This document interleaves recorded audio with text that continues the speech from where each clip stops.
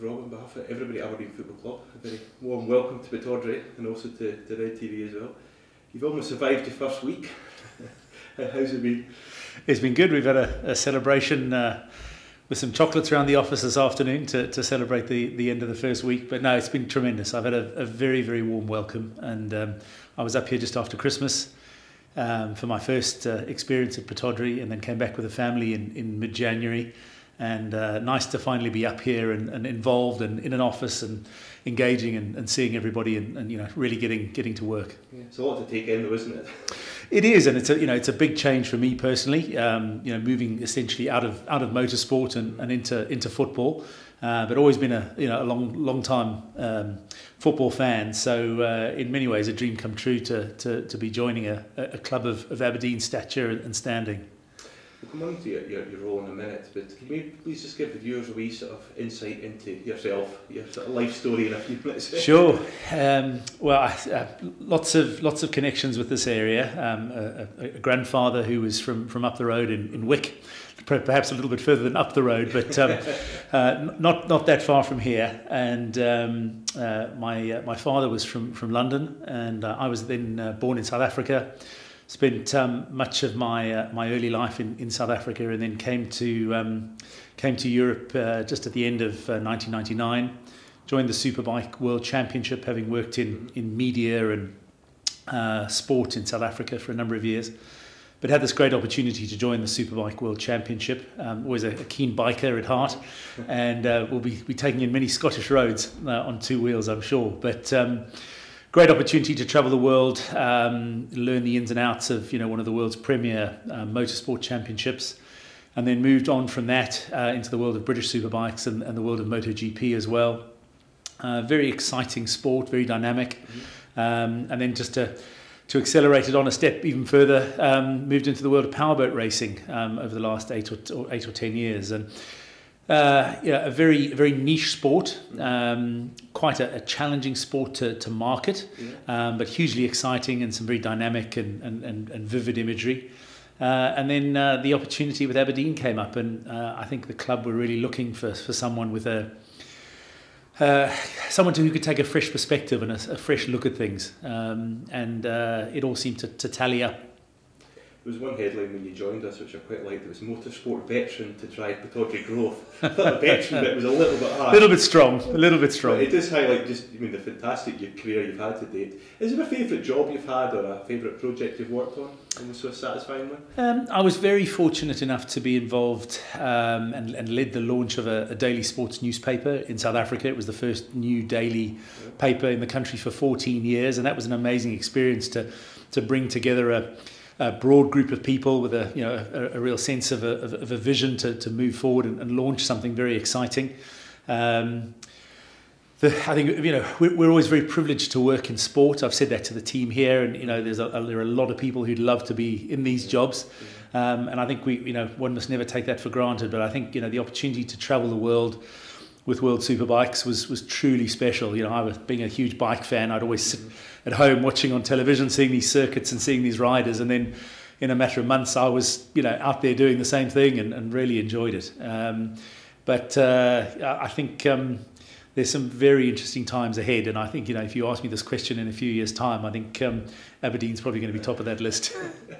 What was it specifically attracting you to Aberdeen then? I think it's very much a club that is going places. I think that truly appeals.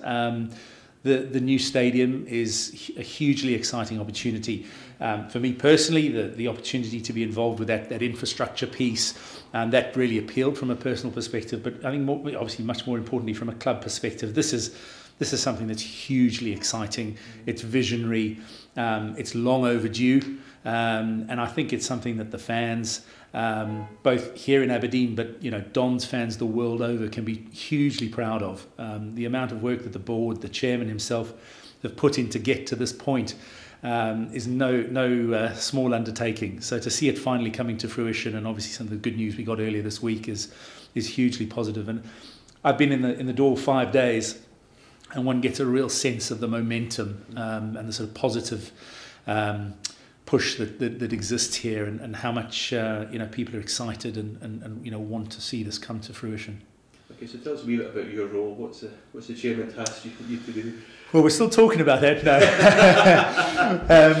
It's a broad commercial role that really takes in the major commercial strands that the club has. That obviously working and looking at things like sponsorship, ticketing, our corporate hospitality offering. Those are very important. But then looking, I think, at other ways in which we can drive new forms of revenue. There are going to be a couple of announcements coming in the next few weeks about some exciting new opportunities for ways in which fans around the world can begin to engage with the club.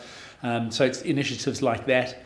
And then obviously linked to all of this is going to be how we deal with the commercialisation of the new stadium. And I think fundamentally important to all of that is one can have conversations around the commercial piece, but at the very, very heart of that is what is the fan experience? What's that match day experience going to look like? And I think what's really encouraging is that people here are already thinking long and hard. There's so many documents I've seen and so much work that's already been put into what that match day experience is going to look like, how we will then ultimately commercialise the stadium, and make sure that it's a stadium that works for the fans, works for our commercial partners, and puts Aberdeen really at in prime position in terms of its position in Scottish football.